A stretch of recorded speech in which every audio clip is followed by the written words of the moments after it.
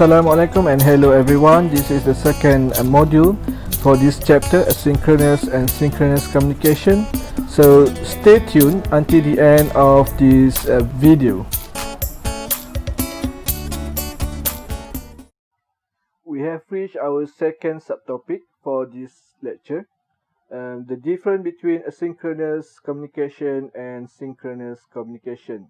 So simply put, asynchronous communication can be described as when you send a message, a video, or you record an audio without expecting an immediate response from the recipient.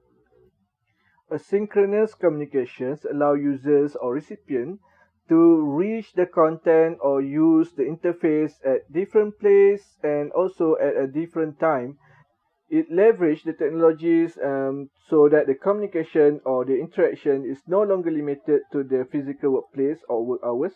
We can send email, for example. We can check our emails and respond to any message at any time, day or night. And as a result, we are never fully off the clock. So the organization will be effectively managed. Email is one of the examples of asynchronous communications between the users and the applications, with features such as filtering, archiving, mailing lists, and also discussion groups. And email, actually I think most of us have an email. We are very familiar with email, so we know what the capabilities of the emails and how the emails can help us in doing in completing our tasks. So typically emails is just text, but it can be attached with a graphic, sound, animation, web pointers, and also a video. When we send an email to the recipient, it doesn't mean that the recipient needs to view the emails or respond to the email at the same time as we send the emails. So maybe they have their own time. The recipient can find their own time, their own comfortable place to reply the message or to even complete the given task. I believe many of us have used emails on the mobile phones. We check emails, we create email, we send email through the mobile devices, and this helps us a lot because the asynchronous type of interface provided on our mobile phones, it helps us to reach the emails or the tasks sent but through the emails at different time and also at different places. Some of us use Gmail, for example, Yahoo Mail, and most of these email providers, they include online directories inside the application, inside the interface, so that when we want to send in emails to others, we just click the directories and find the address from the directories. There are also other examples of asynchronous distributed interfaces, which makes the informations, make the messages, and makes the instruction or tasks available at different places and also at different time, such as news groups, list servers, discussion boards, conferences, social media participations, websites, blogs, and also wikis. So I've listed in the slide description of each some of the distributed asynchronous interfaces. So you may enrich the information on the slide through own self-learning.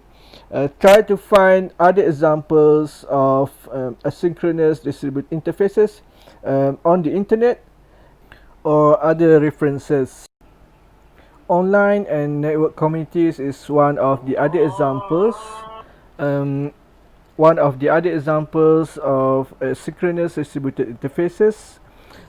So the online communities actually is a group of pupils from all different backgrounds and histories, or they have a common interest or goal, so that they are together to discuss certain things. People also join online communities for all sorts of reasons. Perhaps they share preferences or similar things or similar lifestyles. They form a group and discuss or share knowledge through the online platform, whether be a forum or blogs or online platforms such as YouTube, Flickr, and so on. In online communities, any person can be a part of any community, and they are characterized by a more complex, overlapping, and nested structure of the online community that they join. So for each online communities or network communities, they have their own group identity, a long-term support groups. Some of the online and network communities, they have their own policies and freedom of speech, their own guidelines, but then some of them may not. As a result, some of the network communities can be controversial. They discuss things that they should not be discussed, with loose policies, loose guidelines, and weak monitoring. With a proper guideline and monitoring in place, network communities and online communities, it can benefit to the offline communities, especially in distance education courses, and students can attend courses as what we do right now. Students from their hometown or from their own places can join the lecture through online communities platform. As a conclusion, the asynchronous communication, it helps us to build uninterrupted focus time when we read the contents or when we read the messages from the sender.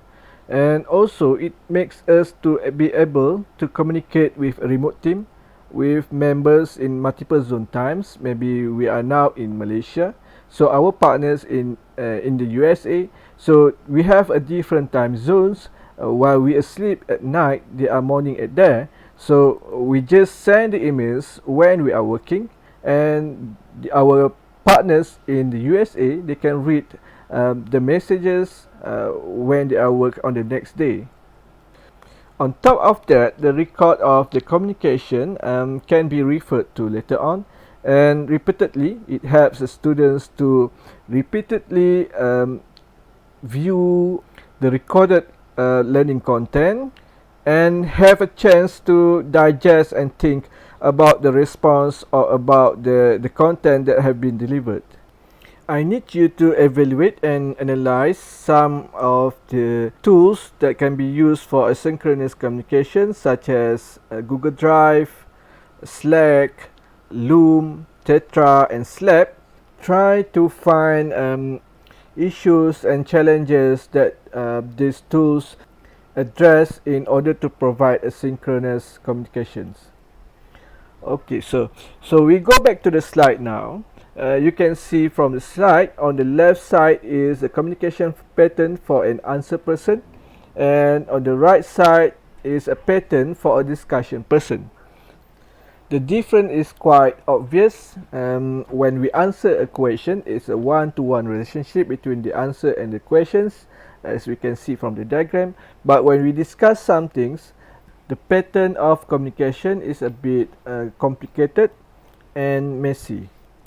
What I try to point out is that when we create an online network communities without a proper guidelines or without a firm policies in place, then the communications between each participants of the communities, it could be haywire and can't be controlled. So just make sure that when you create an online communities or network communities inside the interface, try to put a firm guidelines, a firm policies that could control communication between the participants.